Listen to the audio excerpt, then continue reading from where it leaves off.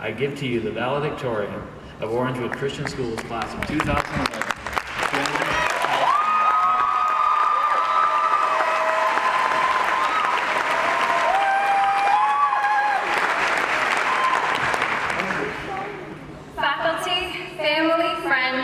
And fellow graduates of the greatest class in the history of secondary education, the Orangewood class of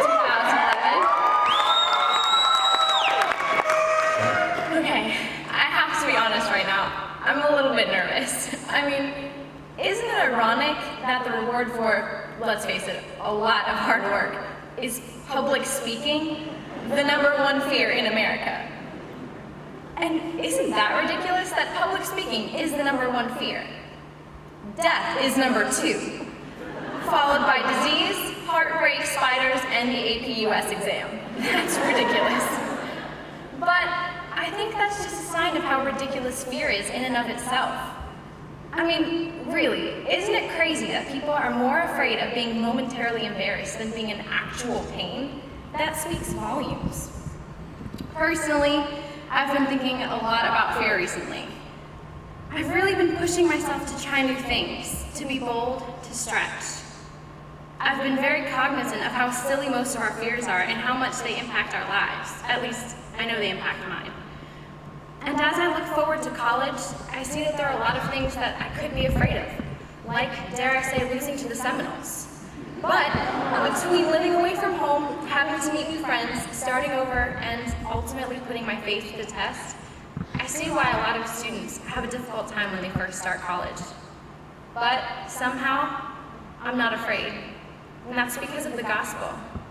That's because I know I have the world's greatest safety net. For non-believers, I can understand why there would be fear. But as believers, we have no reason to fear. We know how our stories end. In heaven, seeing the face of our God, living more beautifully than we can ever imagine now. And we know that everything that happens on earth is necessary for our salvation. That God is shaping us into the people we are meant to be. Sometimes, yes, that means frustration or pain, or sometimes even public speaking. But the bottom line is that we can trust in Him through it all. For God has not given us a spirit of fear, but of power and of love and of a sound mind. So as we go into college, don't be afraid. Put yourself out there, meet new people, try new things. But mostly, don't be afraid to love others. And I mean, really love them. The gospel gives us freedom from fear. We are to go out and be bold, be brave, take risks, and live passionately. That's the life God calls us to, and that's where we will find life. So, whatever your fear is, don't let it stop you. Yes, sometimes we're going to fall. Sometimes that happens to be off a rope swing into a mud pile in front of your entire class. But let's be honest, it just made for a good laugh and a good story afterwards. As did Mr. Earl's epic YouTube video, which now has over 2,000 hits. But again, we love him all the more for it. I'm sure every successful adult in this room would tell us that success rarely comes without failure. Okay, I have a confession. There was a part of me that wanted to make part of my speech a rap. A final word from dollas. As most of you don't know, and as unlikely as it may seem, I've actually written and recorded on my laptop a few raps under the name of dollas. But when I mentioned the idea, even some of my best friends were a little concerned. And, to be honest, I think my mom actually has a bet that I won't end up doing it. When I mentioned it to Mrs. Shivers, she got that concerned look and said that it might not fit because this event, this speech, is supposed to have a certain deal of pomp. And I realized she's right, it does require pomp. But it also requires circumstance. And here is the circumstance. My speech is about overcoming fear, about not being afraid to fail, and about taking calculated risks.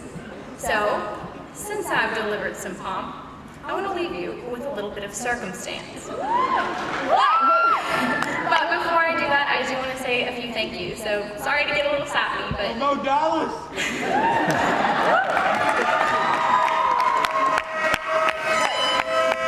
Okay, a few thank yous first. Mom, Dad, Kelsey, you guys mean the world to me. I am who I am today truly because of your constant love, guidance, and support. I really love you more than words can say, and I mean that. To my friends, you guys are a constant source of encouragement, joy, and fun, and I can't wait to stay in touch with you for the rest of our lives. And to Orangewood, thank you so much for, without exaggeration, the best years of my life so far. Okay. I'm done now. Dallas is back. Drop a beat, yo.